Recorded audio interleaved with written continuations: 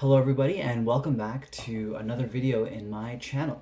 As you can probably guess from the title, today it's going to be all about the MBiotech letter of intent. So I've been getting a lot of LinkedIn requests and messages, people asking, what do I put in my letter? What do I include? I don't have a lot of research experience. Is that still okay? Is it over for me for this program? What about my GPA? Like things about that, right? So I wanted to clear up all these doubts and give some concrete, tangible advice on how to structure your letter of intent, or at least how I structured mine. And you guys can play with that outline and see what works for you and what doesn't. And I'll even give you some of the specific examples that I used specifically, and you can figure out ones that better fit for your experiences. So on that note, let's get started. You can see on right here, this is literally exactly the outline and type of structuring and planning that I did when I made my letter of intent. So first, you start with your introduction. It's like any other essay. Why MBiotech and why that specific stream? So for me, I chose a biopharma stream and I introduced with that. I was like, hi, my name's Savithru and I'm interested in biopharma. And then you explain why you chose the stream and what drew you specifically to biotechnology. So for me, I had an interest in neurological disorders from undergrad onwards. This was due to some personal connections. And that prompted me and motivated me to cater my experiences in that aspect. So I volunteered and shadowed in a retirement home and it gave me a lot of experience being around those with Alzheimer's and dementia, which is neurological disorders. And from then, I also gained a lot of research experience. So I basically gave a very short summary on why MBiotech specifically. I didn't highlight the skills, I just shared my story. So for those of you who also have some sort of story that they want to say, this is what you should put in your first paragraph. This is what catches the reviewer's eyes when they see it and they're like, oh my God, this is the person that should be and deserves to be in MBiotech. So yeah, I continued talking a bit about that, mentioned some of the extracurriculars that'll also be on your CV. And I might make another video on how to organize your CV later, but I think it's pretty straightforward and there's not much of like a bread and butter way to do it. You can do it however you want.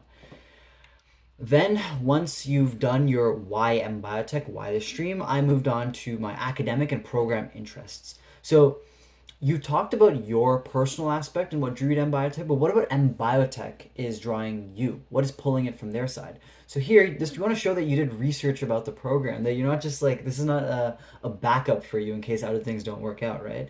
So I talked about specific courses like the Biotechnology and Medicine course, Society, Organizations, and Technology course. And when you think of reasons why those courses align for you, make sure you bring up concrete examples. I like to do this show don't tell mentality. Bring up a story, bring up an experience that, for example, maybe I took an undergrad course that was very similar to that biotechnology and medicine course. So that's what attracted me to this program. I figured out this was a way to take that knowledge to another level. And I was interested in clinical trials and drug development in that process. You can also highlight other parts of the program. I highlighted the internship component. That's a pretty major part. It's half the program, and it's the part that sticks with you even after the program is done. So maybe you want to talk about that. Specifically mention some of the roles that you're interested in. I talked about clinical operations and companies that I wanted to work with, like Roche and AstraZeneca. And yeah, I wrote in brackets here that you need to find something more niche. Show that you really looked into the program itself, and this isn't surface level research. Those of you who've begun like networking and talking to upper years and just reaching out, even connecting with me, that's already a good effort. They will give you insights that you might not necessarily find from regular Googling. So yeah, you continued with specific courses and talking about it, and then draw upon how those courses, remember, this is a professional degree. These courses are supposedly supposed to help you succeed in that professional environment. So touch upon that. Touch upon how this program is going to help you succeed in the future. I talked about in the summer, there's this molecular bio laboratory course. They might take it away next year, but we had it. And in that course, it was a very wet lab. It brought me back to undergrad. A lot of wet lab. You're 9 to 5 in the lab. And you might not expect that because this is advertised as a more businessy central course. However, I still mentioned that even though we learn about this wet lab process, this will still be useful in a managerial setting because it's important to know how to analyze and interpret data. You need to have some technical skill even in a leadership position, and especially in a leadership position, because that's what's going to set you apart from other leaders. Once you use that to talk about the things that make, like, these are the experiences and insights that'll make you seem unique over other candidates. So then you go into or I went into the 5 to 10 year career goal plan. This was probably mentioned on the website itself. And this is what shows you that, and shows whoever's reading the letter of intent, that you're not just going into this for the program itself, you're going into this for your career. You want to outline your long-term career goals, particularly how you want to impact the healthcare system, the biotechnology system. For those in DHT, maybe the medical technology, data analysis system. So you want to say why. For me, I said I want to play a key role in developing treatments and streamlining the process from the experimental, from the R&D component, and getting it to market. That was a theme that I highlighted throughout my application. And yeah, continue with whatever aspirations that you want and talk about why you have this plan. What is motivating you, and why, and most importantly, how MBiotech is going to help you achieve this goal of making that difference. Then you get into a paragraph on the technical skills. This is where you bring back those experiences you mentioned in the beginning, but now you highlight what technical skills were encountered in those and what sets you apart. So for example, research, lab work, and remember, you don't need research to get into the program. Tons of my classmates come from zero research background, but it's not about the research that makes you a valuable candidate. It's about how you portray what experiences you've already done into functional professional skills that will carry forward in the program and beyond. So that's very important to mention those technical skills, and equally as important is mentioning your soft skills. I've noted down a couple of the key skills MBiotech specifically looks for, and I highlighted in my application, so it could work for you as well. Leadership, collaboration, problem solving, and again, I'm going to stress this very, very much so. Specific examples. Every single skill that you mention needs to be backed up with some sort of specific example. And once you say that example on that time where you practice that skill or learn that skill, emphasize, bring it back again to MBiotech and the professional setting.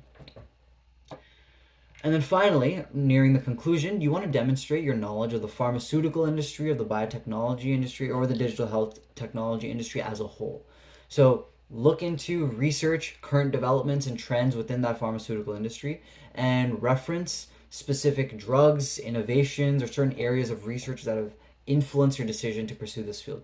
Showcase that you're not tunnel visioning on this program, you're keeping an open mind to the industry as a whole. And this is going to show your research skills in terms of looking into new information. It's going to showcase your enthusiasm. It's going to showcase your ambition on how this program is a stepping stone. It's a path to get to the next stage of your future career.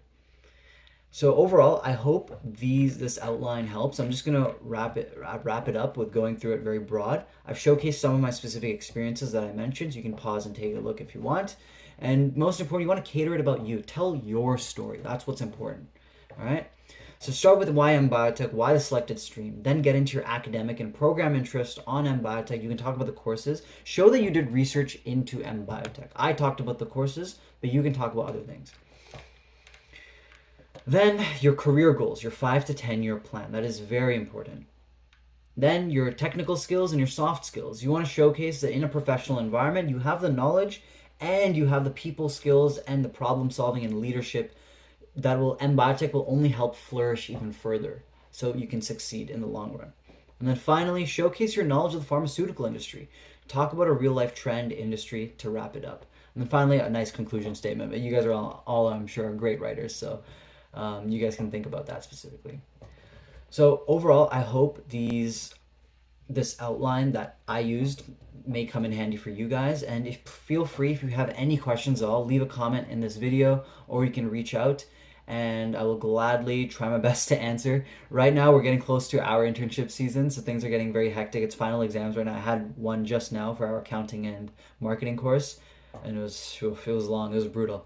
But we're through it now, so yeah, I really hope that This will help you guys in your application journey, and take your time, seek feedback, get 2 to 3 people to read over your letter of intent, make sure it flows well, and then trust your gut, man. Trust your gut. Make sure you showcase, you put you on a page, and trust the process.